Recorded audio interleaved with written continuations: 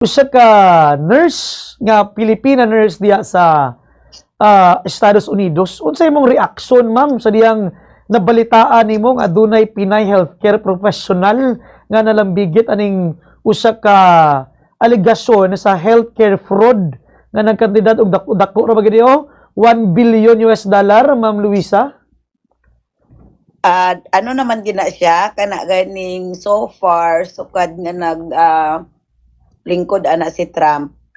Mao na gina ang number 1 nila nga goal kanang investigation about fraud.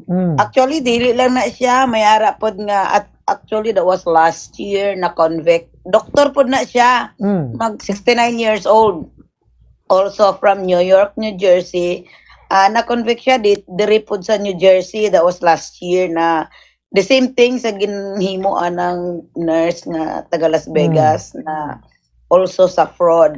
Kasi during COVID, damo ng mga equipment sa sa mga healthcare, ginpang-order na nila. So, it's easy to access the fraud. Kaya hindi na ko na surprise. Kahuluya lang kay, syempre, Pilipino kita, we are here to work. Tapos na, ginaano nato ba, taas mo ang dangal ng Pilipino. Tapos may ara gid nga iban nga, walang iya gid ya.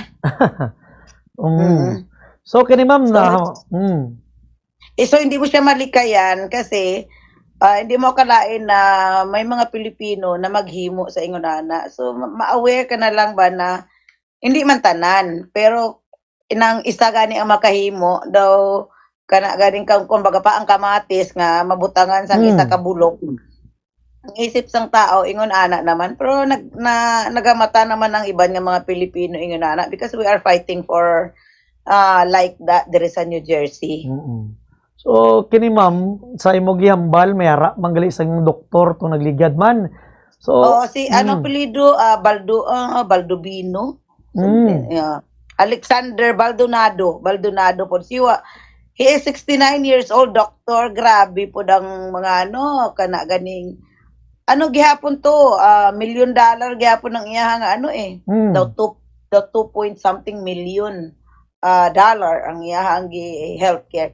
Imagine mo ilang ginhimo kana ganing mag-issue og mga health let's say kung ano ang kinahanglan sa imong body. Kung natumba ka kasi most of them are senior citizen na may mga let's say wheelchair, tapos kung may problema ka sa sakit sa imong heart, everything na order nila tapos i-reimburse through Medicare. So grabe gid ang fraud kasi